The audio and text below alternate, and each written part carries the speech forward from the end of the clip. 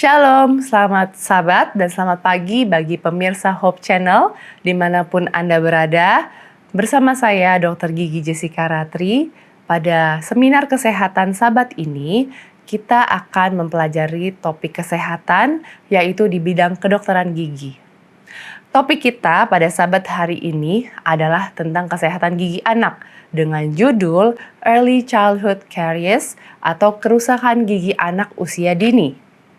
Tahukah saudara-saudara sekalian bahwa target Kementerian Kesehatan Republik Indonesia adalah anak usia 12 tahun bebas gigi berlubang di tahun 2030. Sudah sangat dekat ya saudara-saudara sekalian, tinggal 5 tahun lagi. Dan target Organisasi Kesehatan Dunia atau WHO, anak usia 5-6 tahun adalah masuk tahapan gigi campuran, yaitu mereka memiliki gigi susu dan juga gigi tetap. Ditargetkan 50% bebas karies atau bebas gigi berlubang di setiap negaranya. Tetapi faktanya riset kesehatan Indonesia tahun 2018 saja sudah menunjukkan bahwa terdapat 93% gigi berlubang anak-anak usia 4-5 tahun. Dan berarti dari 100 anak usia 4-5 tahun ini usia dini, hanya 7 orang anak saja yang giginya bebas karies atau giginya tidak berlubang. Jadi cukup mengejutkan ya saudara-saudara bahwa fakta di dunia ini pun bukan hanya di Indonesia, gigi anak-anak majority atau rata-rata sudah berlubang di usia dini. Semua jenis gigi berlubang atau karies merupakan interaksi antara mikroorganisme kariogenik dan juga karbohidrat fermentasi yang kita makan, makanan-makanan jenis manis ataupun yang mengandung gula, dan permukaan gigi dalam suatu durasi waktu.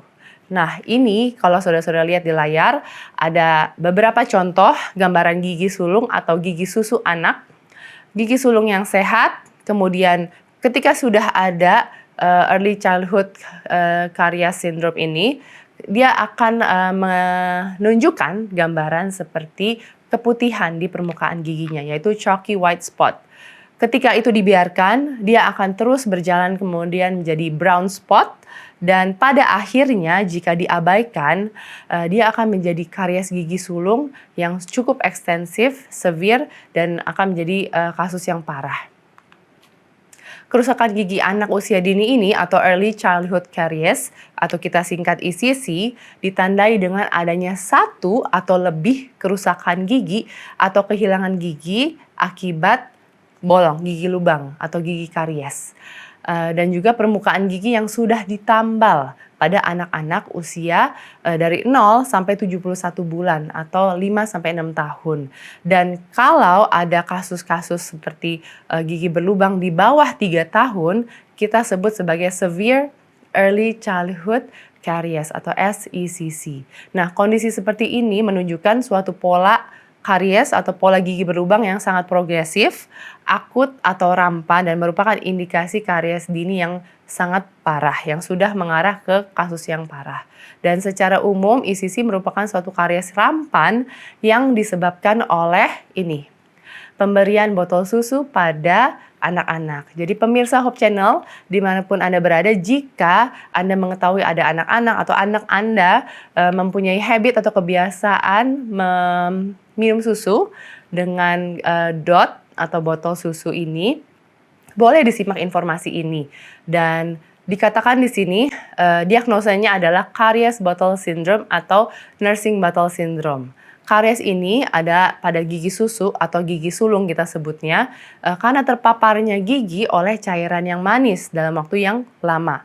Lamanya cairan tersebut berada di rongga mulut ketika anak menyusu atau meminum susu di dalam botol dengan dot sambil tertidur sampai dia tertidur. Nah, salah satu faktornya juga karena ketidakpahaman orang tua dan ini bisa menyebabkan gigi berlubang atau karies sindrom ini. Penyebabnya seperti yang sudah disebutkan tadi, pemberian susu formula atau susu kemasan lainnya, termasuk yang minuman-minuman dengan kandungan gula yang tinggi, dengan botol dot dengan durasi yang lama. Kebiasaan minum susu formula atau susu dengan kandungan gula dengan dot sehingga ketika anak ingin tidur sehingga dia tertidur dengan botol susu di mulutnya. Nah, adanya juga keterlambatan tindakan pencegahan karies ini setelah anak minum susu dengan menggunakan botol dot, mungkin tidak diseka atau disikat atau tidak dibasuh dengan air hangat. Nah, minum susu dengan botol menggunakan dot sambil tertidur sampai anak itu tertidur merupakan salah satu habit yang tidak baik. Nah, cairan susu tersebut akan menggenangi atau memenuhi rongga mulut, gigi terutama dalam beberapa waktu dan waktu yang cukup lama. Genangan susu dalam rongga mulut saat anak kita tertidur menjadi substrat yang akan difermentasikan oleh bakteri yang menjadi asam. pH dalam mulut menjadi di bawah 5 dan dalam waktu 1-2 menit saja dia akan berproses dan akhirnya nanti akan menjadi gigi berlubang. Dan ini menjadi suatu potensi yang buruk bagi perkembangan kesehatan gigi anak Anda. Sebagian besar kasus ECC ini disebabkan karena lamanya interaksi bakteri dengan gula yang di permukaan gigi anak tersebut. Diet dan kebiasaan makan juga memiliki peran penting saudara-saudara sekalian. Nah, dalam terjadinya infeksi atau perkembangan gigi berlubang ini atau karies. Bisa kita lihat di sini ada bakteri, kemudian ini makanan-makanan yang mungkin kita anggap itu enak atau menggiurkan seperti yang berkarbohidrat tinggi atau rasanya manis atau teksturnya atau konturnya lengket seperti itu, dia akan menyebabkan adanya produksi asam. Ketika gigi tidak dibersihkan karena anak itu tertidur, maka asam itu akan bekerja sepanjang malam sehingga gigi anak kita akan terpapar dan juga menjadi berlubang karena adanya pembusukan di situ. Dan waktunya di sini dikatakan jangka waktunya bisa sekitar 6 sampai 48 bulan untuk perkembangan yang tadinya giginya sehat menjadi adanya gigi berlubang. Nah, saudara-saudara sekalian, pemirsa Hope Channel boleh diperhatikan di layar. Ini adalah gambaran ciri khas dari nursing battle syndrome. Jika anak-anak memiliki kondisi mulut atau gigi susu mereka seperti ini, boleh nanti kita perhatikan lagi ilmu yang kita dapat hari ini supaya bisa dipraktekkan di rumah masing-masing. Gigi yang terkena atau kerusakan karena karies ini umumnya adalah gigi depan bagian atas. Jadi kalau diperhatikan di gambar, hanya gigi depan bagian atas saja yang terkena karies battle syndrome atau berlubang. Nah, timbunan susu pada mulut merupakan media yang baik bagi bakteri ini yang dinamakan Streptococcus mutans untuk memfermentasi tadi sisa-sisa susu yang tertinggal di dalam permukaan gigi anak saudara. Dan akhirnya menghasilkan asam yang akan merusak gigi anak-anak Anda. Dan di sini gigi geraham bawah, gigi geraham atau gigi depan rahang bawah jarang terjadi kerusakan karena gigi bawah itu terlindung oleh lidah dan juga adanya saliva atau air liur dan merupakan suatu faktor self cleansing atau pembersih secara natural. Jadi mereka atau gigi yang bawah itu cenderung terlindungi dan tidak dikenai oleh sisa-sisa susu yang tertinggal. Nah, dampaknya apa sih kalau anak kita sudah terkena karies botol syndrome ini atau ECC? Jangka pendeknya pasti anak akan mengeluh nyeri, sakit, atau adanya infeksi dan abses. Dan adanya bengkak pada pipi, pada bibir, atau jaringan lunak di dalam mulut. Bisa saja hal-hal itu menyebabkan nafsu makannya jadi menurun. Kemudian ada gangguan tidur dan gigi harus dicabut lebih awal dan perawatan giginya akan semakin kompleks.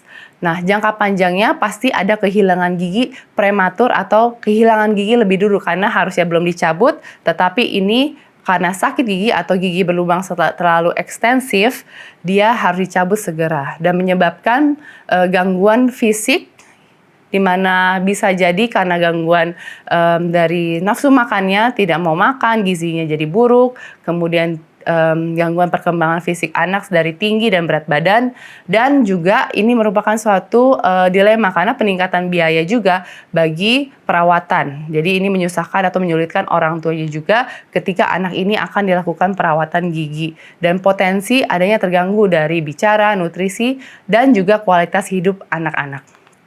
Nah, pencegahannya yang pertama pastinya perawatan kebersihan gigi di rumah masing-masing sedari dini. Dari bayi kita bisa lakukan di sini ada pakai kasa hangat, diusap atau diseka walaupun anak ini belum memiliki gigi, tapi saudara-saudara sekalian sudah bisa membersihkan bagian gusinya. Jadi anak atau bayi sudah terbiasa jika kita akan ada benda yang akan masuk di dalam rongga mulutnya untuk membersihkan lingkungan gigi mereka atau lingkungan rongga mulut mereka. Kemudian bisa memakai silikon, dimasukkan ke jari ibunya atau jari pengasuhnya, dan bisa ulas di seluruh rongga mulut, dan juga memakai sikat yang kecil seperti ini. Nah, anak-anak bisa memakai pasta gigi berfluoride 6-36 bulan menggunakan pasta gigi yang berfluoride sebesar biji beras, jadi sangat kecil, sangat sedikit sekali. Kemudian beralih ke 3-6 tahun sudah lebih besar, bisa dipakaikan odol sebesar kacang polong. Nah, minimal kita juga tidak memberikan cemilan-cemilan seperti tidak ada makanan di sela-sela makan, no meals between meal. Dan kalau bisa mereka juga mengkonsumsi makanan yang berserat dan sehat. Membatasi mereka dengan frekuensi konsumsi minuman yang manis atau mengandung gula, dan memberikan dengan botol susu sampai tertidur. Nah, perawatannya bisa nomor 1, restorasi gigi atau penambalan pada gigi. Dan jika tidak bisa ditambal, kita harus lanjut ke perawatan syaraf gigi anak. Dan nantinya bisa dilakukan penambalan atau pemasangan crown, yaitu stainless steel crown. Nah, nomor 2, ini yang sebenarnya kita hindari, yaitu pencabutan gigi pada anak yang lebih dini, dan harusnya ini tidak terjadi karena kita membutuhkan gigi susu itu untuk gigi tetapnya nanti bertumbuh dengan baik. Nah, di sini ada reminder supaya kita bisa memberikan anak-anak kita asupan gizi yang baik. Ada best food for your teeth, ada gigi juga, ada makanan juga yang tidak baik untuk gigi anak-anak kita. Jadi kita harus selalu mengingatkan anak-anak atau kita sebagai orang dewasa selalu bisa menjaga pola makan anak-anak kita, dan juga seperti yang kita sudah bisa lihat tadi dengan adanya kita memakai botol DOT, kita bisa paham bahwa itu bisa menjadi salah satu faktor terjadinya gigi berlubang. Nah, biasanya di mana kita bisa dapatkan secara dini kalau anak-anak Anda sudah ada lubang, kita bisa lihat ketika anak-anak dibawa ke dokter gigi untuk visit check up 6 bulan sekali. Jadi ketika sebelum terjadi lubang gigi yang lebih parah, lebih ekstensif, sudah ada penanganannya, pencegahannya lebih dahulu. Karena jika kita lihat tadi, ketika kita mau merawat, itu sudah banyak sekali hal-hal yang perlu dipersiapkan. Jadi dari biaya dan juga perawatan yang lebih kompleks, dan anak-anak pun juga seperti merasa pasti sangat terbebani dengan perawatan yang akan dilakukan. Jadi dengan adanya perawatan gigi sedari dini, kita bisa mencegah terjadinya gigi berlubang pada anak seperti ini, caries battle syndrome, atau yang kita bahas hari ini atau dengan topik besarnya adalah early childhood caries. Jadi kita bisa hindari kerusakan gigi usia anak-anak dini, yaitu kurang dari 71 bulan atau di bawah 5-6 tahun. Jangan sampai mereka menderita atau jangan sampai mereka mengeluh dan terganggu kualitas hidupnya karena kesehatan gigi mereka terganggu. Jadi mudah-mudahan dari apapun yang sudah kita bahas, kita pelajari hari ini, para orang tua juga lebih aware, lebih memperhatikan kesehatan gigi anak Anda. Sedari dini Anda sudah bisa menjaga kesehatan gigi mereka. Kiranya Tuhan memberkati, dan inilah pelajaran kesehatan yang bisa saya bawakan. Terima kasih.